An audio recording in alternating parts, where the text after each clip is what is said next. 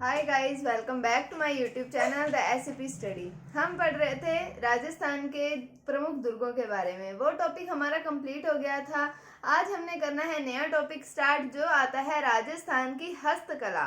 तो हम बात करेंगे अब हस्तकला के बारे में। उससे पहले हमें पता होना चाहिए कि हस्तकला होती क्या है। तो यानी कि हस्त यानी कि हमें सबको पता है क्या होते हैं, हाथ। और कला मतलब कुछ ना कुछ कारीगरी की गई, हाथों से की गई, हाथों से कुछ निर्माण कार्य किया गया, कला बनाई गई, तो वो हो गई हस्तकला।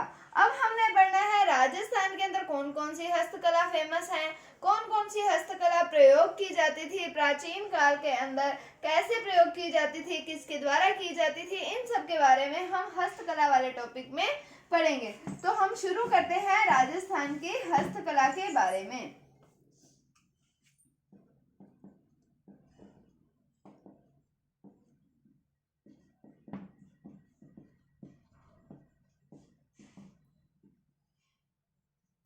काफी इंटरेस्टिंग टॉपिक है, बहुत तसल्ली से पढ़ेंगे हम इस टॉपिक को अच्छे से। मैं कोशिश करूंगी कि आप लोगों को भी समझ आए और आप लोग भी मेरे साथ अपनी कोऑर्डिनेशन बिठाने की कोशिश करना कि ताकि आप भी इसको अच्छे से समझ पाओ।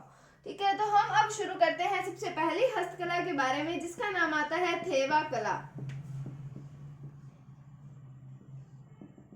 थेवा कला। अब इसके अंदर क्या होगा, इसके अंदर होता है कांच के ऊपर सोने से सूक्ष्म चित्रांकन किया जाता है। यानी कि कोई कांच है, उसके ऊपर सोने से चित्रांकन किया जाता है, यानी कि छोटे छोटे डिजाइन बनाए जाते हैं। ये छोटे छोटे को मिलाकर काफी बड़ा सारा डिजाइन बना दिया जाता है। तो इस तरीके से सोने का चित्रांकन किया जाता है कांच के ऊपर, किसमें, थेवा कला में किया जाता है। तो इसमें कांच के ऊपर सोने का सूक्ष्म चित्रांकन किया जाता है।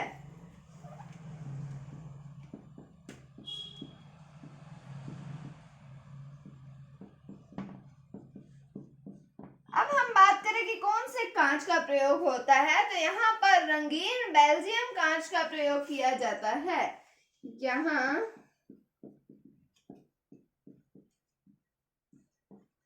रंगीन बेल्जियम कांच का प्रयोग किया जाता है।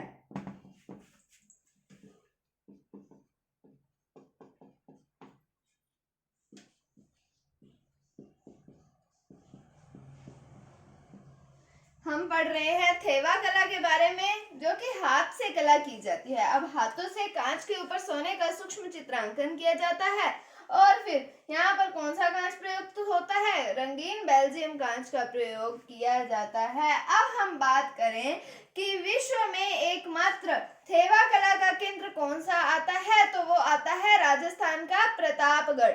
हम राजस्थान की बात नहीं कर रहे, हम भारत की नहीं कर रहे, हम बात कर रहे हैं विश्व की। तो विश्व में एकमात्र केंद्र कौन सा आता है थेवा कला का, तो वो आता है प्रतापगढ़।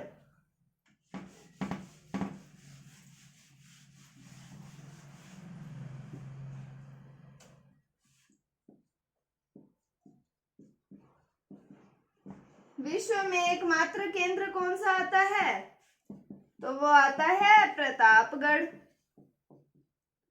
अब हम बात करें कि इस कला की शुरुआत किसके द्वारा की गई, तो इसकी शुरुआत नाथूजी सोनी के द्वारा की गई थी, जो कि 500 वर्ष पूर्व की गई थी। इसकी शुरुआत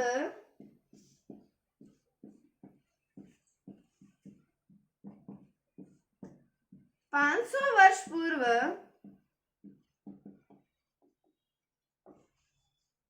नाथूजी सोनी के द्वारा की गई थी।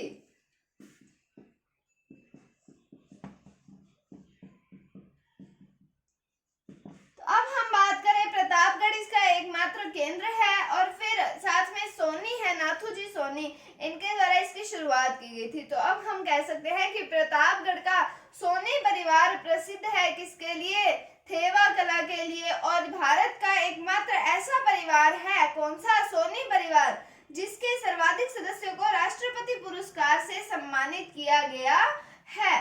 तो हम बात करें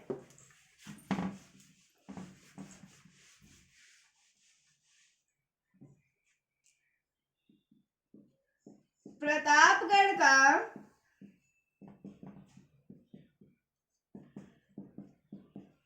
सोनी परिवार प्रसिद्ध है। किसके लिए? थेवा कला की बात कर रहे हैं उसके लिए। और भारत का एकमात्र ऐसा परिवार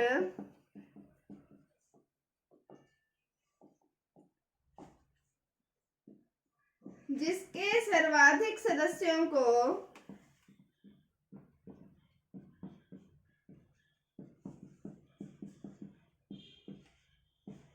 राष्ट्रपति पुरस्कार से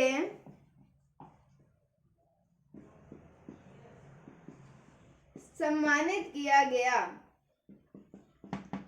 कौन सा है वो? प्रतापगढ़ का सोनी परिवार है। अब हम बात करें थेवा कला के अन्य कलाकारों की, तो इसके एक अन्य कलाकार आते हैं गिरीश जी।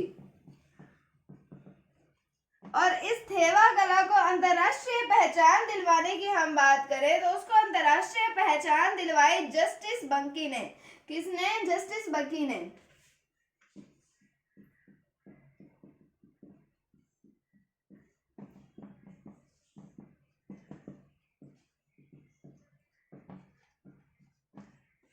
तो अन्य कलाकार कौन से आते हैं? गिरीश जी। अंतरराष्ट्रीय पहचान किसने दिलवाई?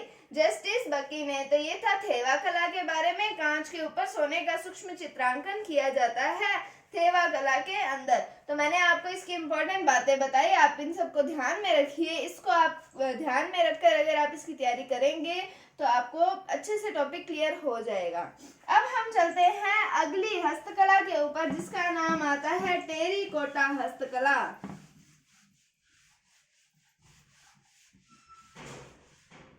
तो हम बात करते हैं टेरिकोटा हस्तकला की।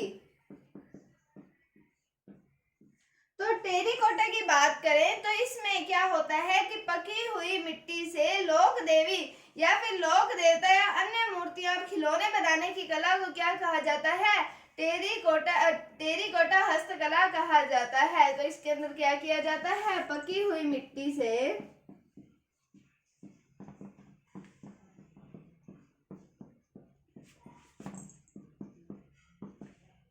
लोक देवी या देवता व अन्य मूर्तियां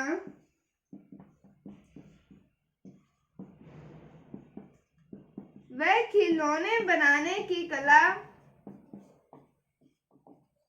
कौन सी आती है?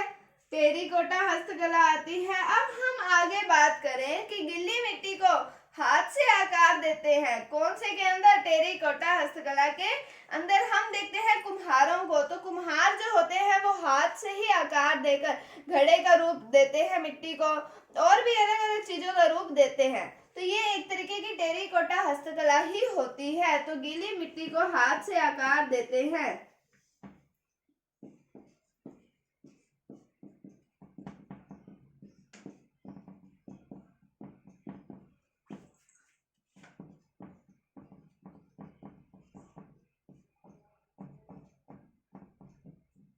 इसके अंदर सांचों का प्रयोग नहीं किया जाता। मैंने आपको बताया अभी गीली मिट्टी से ही हाथों को आकार देते हैं, गीली मिट्टी को देते हैं हाथों से आकार, लेकिन उसमें सांचों का कोई प्रयोग नहीं किया जाता। इसमें सांचों का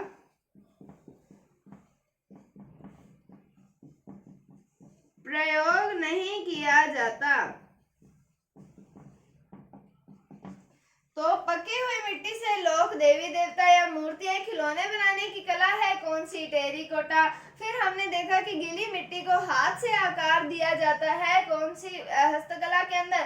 टेरिकोटा हस्तकला में। और इसमें सांचों का प्रयोग जो है वो नहीं किया जाता। अब हम आगे बात करें इसके बारे में कि कौन सा क्षेत्र प्रसिद्ध है, कौन सा जिला प्रसिद्ध है राजस्थान के अंदर।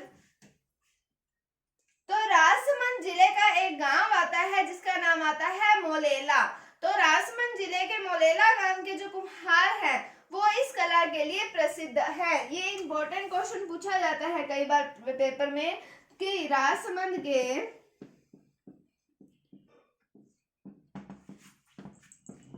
मोलेला गांव के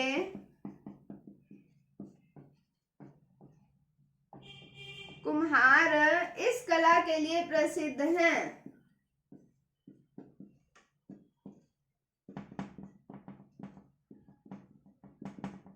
हमने अभी पढ़ा था थेवा कला के बारे में, उसमें हमने कौन सा जिला पढ़ा था? प्रतापगढ़ जिला पढ़ा था। और इस कला के अंदर कौन सा आता है? राजसमंद जिला आता है। अब हम बात करें कि मोहनलाल कुम्हार को इस कला के लिए यानी कि टेरिकोटा कला के लिए पद्मश्री यानी कि जो एक राष्ट्रीय पुरस्कार है इससे सम्मानित किया गया है। तो मोहनलाल कुम्हार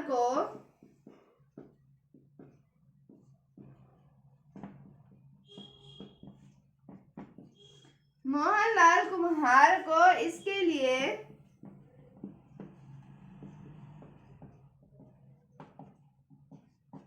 पद्मश्री से सम्मानित किया गया है।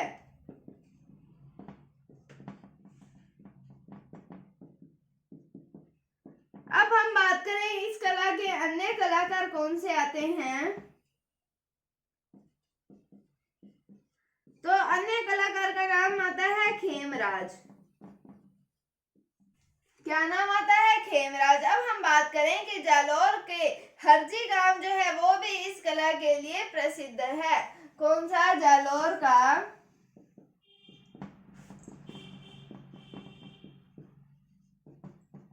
हरजी गांव भी इस कला के लिए प्रसिद्ध है।